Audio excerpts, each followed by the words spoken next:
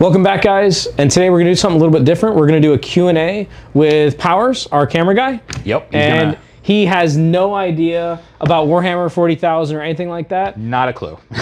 And you know, we thought, what a good way to kind of bring about a new person that's possibly interested in playing the game. We've seen him kind of looking at the models and stuff, and maybe you guys have the same questions. So, all right, without any further ado, let's get this going.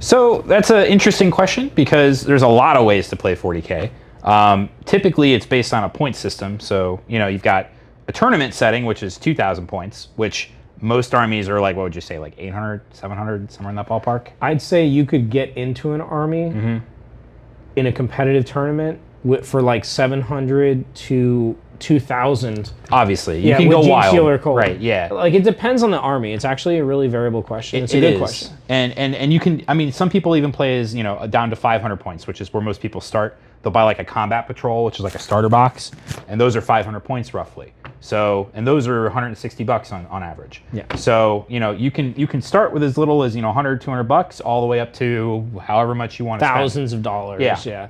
But you don't have to start competitively. You can get into the game for very little, especially because we do offer used products, and I keep bringing it up.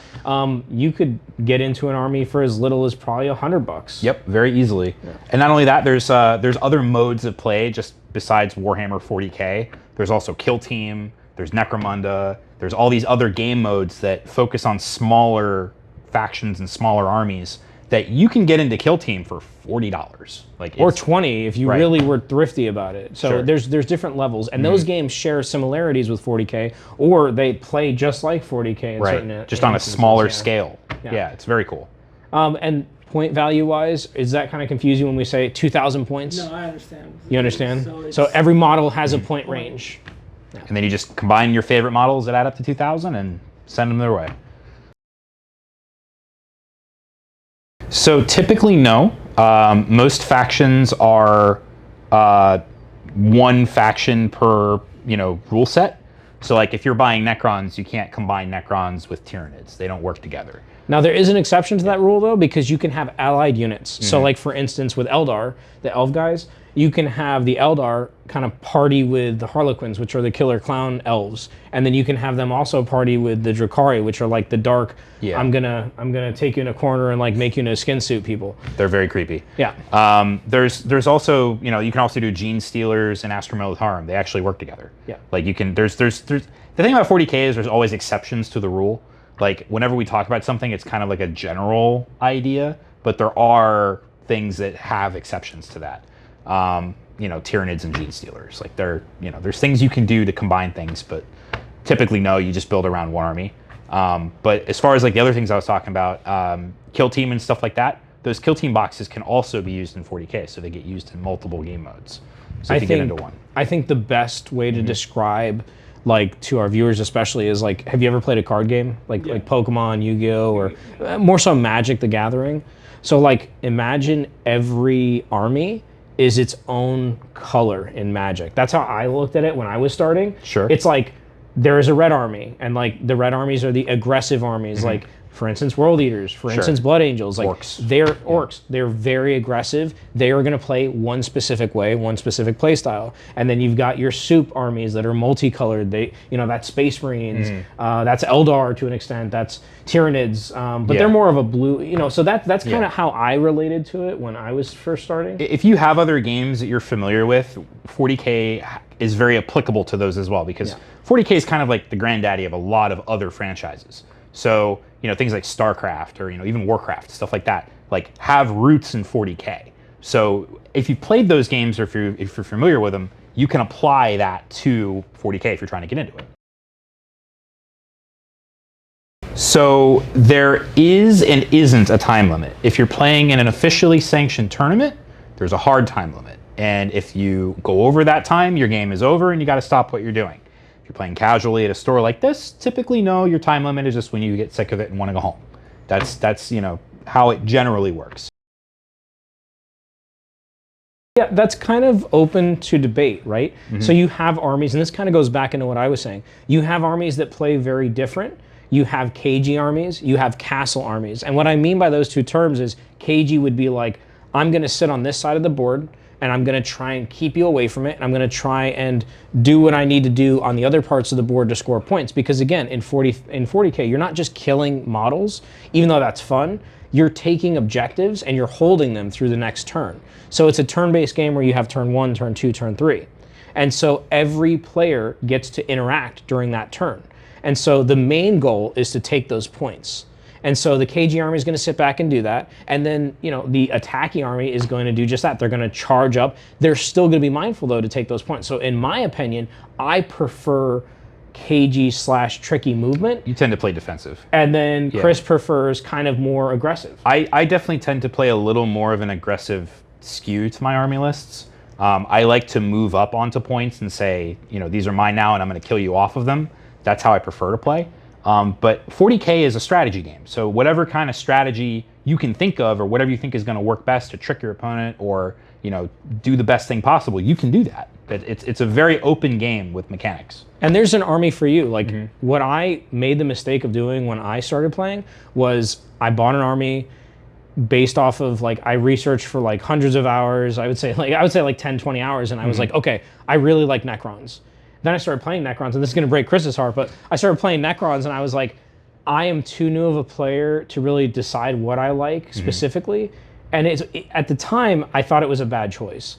Now, knowing the game a lot more, Necrons can do everything. But I instantly got out of the army and jumped into something else that I also didn't like because I didn't understand the game. Right. So it just depends on your preference. Yes. So most people, when they get into 40K, they do it in stages. They'll do it I'm going to build towards a 500-point army, and I'm going to try and get units that I know also work at bigger point values. So they'll get the core units of an army first and use that to build their smaller games. And then as they collect stuff or, move on, they'll, branch out and get more of the more interesting models or the stuff that, maybe isn't necessarily in every game, but they like. Or characters they really like. That's kind of how they build on their army. 40K has a lot of aspects to it. I think there's really 3 primary branches to it. There's the playing aspect to it, there's the collecting aspect to it, and there's the hobby aspect to it. So some people, go into more than one than the others, but there is that if you're building to actually play the game, it's in stages typically. You just start little, move on, move on, move on, and then you get up to 2K. And the interesting side of this is that I think the statistic is 72-ish% of players don't even play 40K. Right. They just buy the models and paint. Because they look cool. They just look cool. Yeah. And there's a whole tournament for painting. It's called the Golden Demon. If you win that tournament, I think the cash prize is $250,000. That's not even the best part. Yeah, the clout that you get, you can now take and charge somebody thousands of dollars, no tens joke. of thousands of dollars to paint a 2,000-point army for a Golden Demon winner. I'd probably say $10,000. Easily. Yeah, I'm just guessing, it's guys. name your price. But, that's a part of the hobby. If they don't get you on that, they get you on the lore. I mean, you've got guys that, like Rick, for instance, he only reads books. So he's into the lore. You've got other guys like me and Chris. We're competitive players. You've got people that aren't competitive players that just like playing the game. They just like to come and hang out. I mean, it can be a beer and pretzels type game, too. You can show up, hang out with your friends, drink a couple drinks, and then just have fun. What is it? Low point of entry, high skill cap. Absolutely. And honestly, at the end of the day, too, if you start off with 500 points, you're a lot more sane than me because I just jumped in at 2,000 and I kept doing it. Yeah. And that was probably my biggest mistake as a new player. Yeah. I mean, it can be hard, especially at the early stages, to learn the game. Yeah. So jumping in with a high point value might be tricky. Very, very, very overwhelming initially. But if you stick with it, and your first game, I don't know about you, but me, I was hooked. I was like, this is fucking awesome. Yeah, same. I love this shit. The models are cool. Yep. The people are cool. We've never had a bad interaction with a player, in my opinion. Not at all. It's a great community. Yep. So there is a whole side of 40K where it's called Crusade, and it's a narrative-driven thing where there's an arcing story that happens over the course of 20, 30 games, right? It's a huge thing. And when they do that, typically people play on thematic terrain. Like the terrain here that we have set up is more for competitive style games. It's even, it's symmetrical, it's meant to make everything fair. But with the story driven ones, it's just make it look as cool as possible. And that is an aspect to it.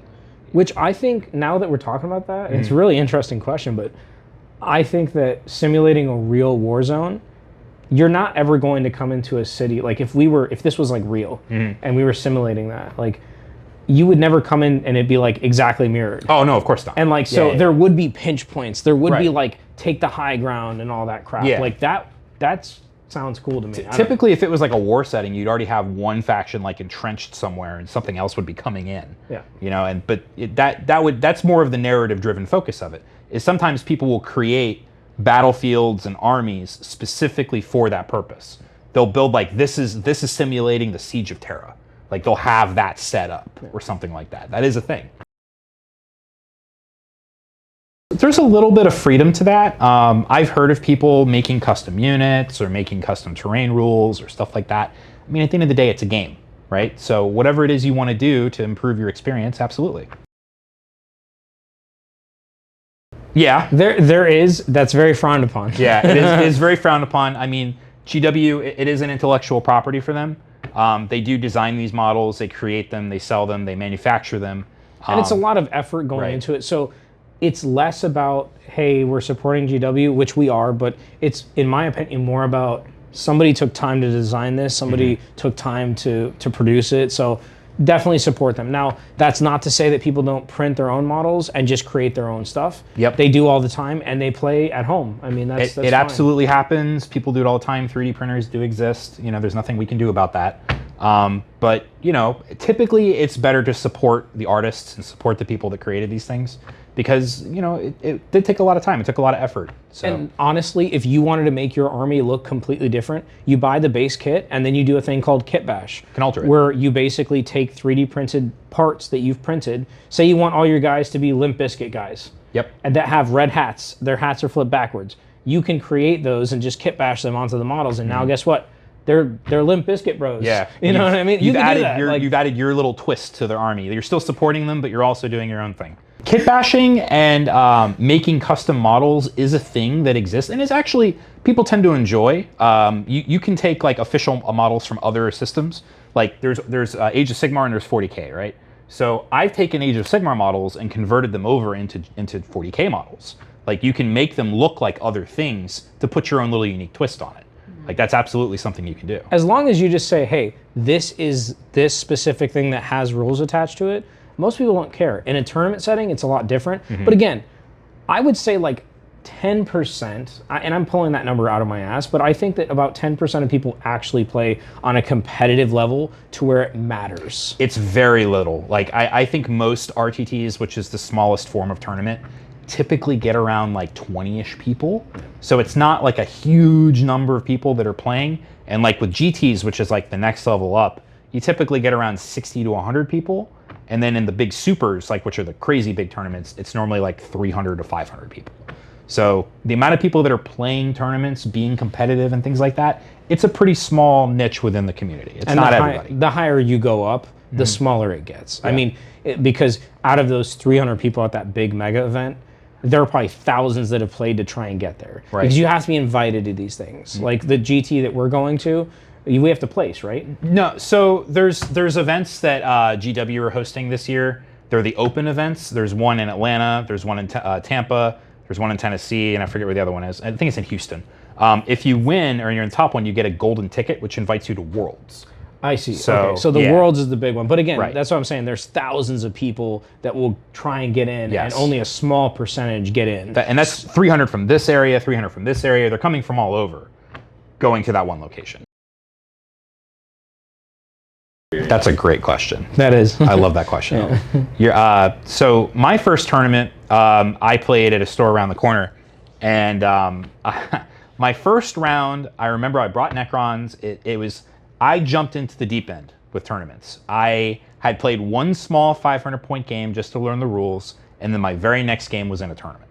So jumped in, head first. I played against Knights my first game. I remember they're like these big stompy mechs, and I was using my Necrons. I actually won my first game, which like put me over the moon. I was so happy. I'm like, I won my first game, my first tournament. And then my second game, I played against Daryl. And got humbled. Daryl was on orcs, and I got absolutely humbled. I made so many mistakes, didn't know what I was doing, positioned wrong, did all these things incorrectly, and I lost, you know? And then the next game I remember I played against a Necron Mirror. I lost as well, because it was a guy who'd been playing for a long time. He knew the army better than me. And like, I wasn't upset at all. I expected it. I went into it to learn. I went into it to, you know, engage with the game and find out how to play. And like, I had a great time. But that first game, yeah, that's what got you. it hooked me immediately. Like I remember what happened. My Nightbringer charged his Warlord Knight. It was one of the giant knights, and it one-shot it. And I was like, this is fucking awesome. That was awesome. I want to do that every game, you know? And, I'll tell you what will hook you. What will hook you is taking your opponent's model off the table and watching their tears and the salt come out of them. Yeah. That to me was like my first tournament was here in this store. And I played against a bunch of, I mean, Hunter was, he's a really good player. Yep, he was on orcs.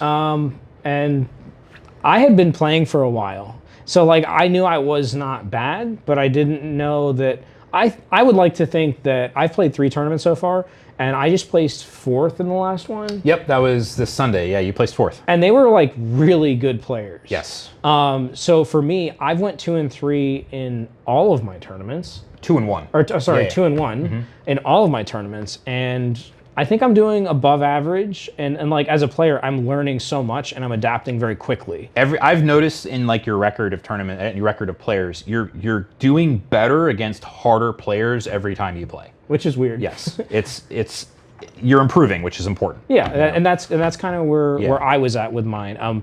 My first game was very. He was on an old codex, and he was a good opponent to play against because it taught me some stuff for the second game.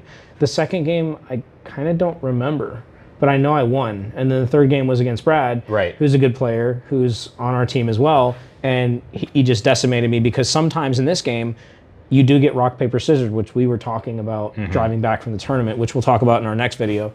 But it still was a fun time, and traveling to the tournaments, and Chris is kind of my wingman now and taking me under his wing because he's been playing for a long time. I'm the new tournament guy, so that's exciting. Yeah, tournaments are a blast. At this tournament, the one we just talked about, I took second. I played Brad as well. That was fun. Yep. He placed 5th. Yeah, he placed 5th. Our team is doing very, very well. I think it's funny that at that last tournament, we placed 2nd, 4th, 5th. Yeah. We did out of like 20 people. So we were the top quarter. We were literally the top quarter, and so we've got a lot of stuff going. Yep. Anyway, guys, that was it. If you liked the video, I know it's kind of different, but we thought, why not get an outsider's perspective on kind of what people think about 40K that don't play and don't know about it? Right. Yeah, I think hearing it from somebody that has questions is great, and plus we just love talking about 40K. So absolutely. Guys, as always, like, comment, subscribe, and you can check us out on chaoslegion.com, where you can get used models, new models, and all that fun stuff. And we'll see you again next time. See you next time, guys.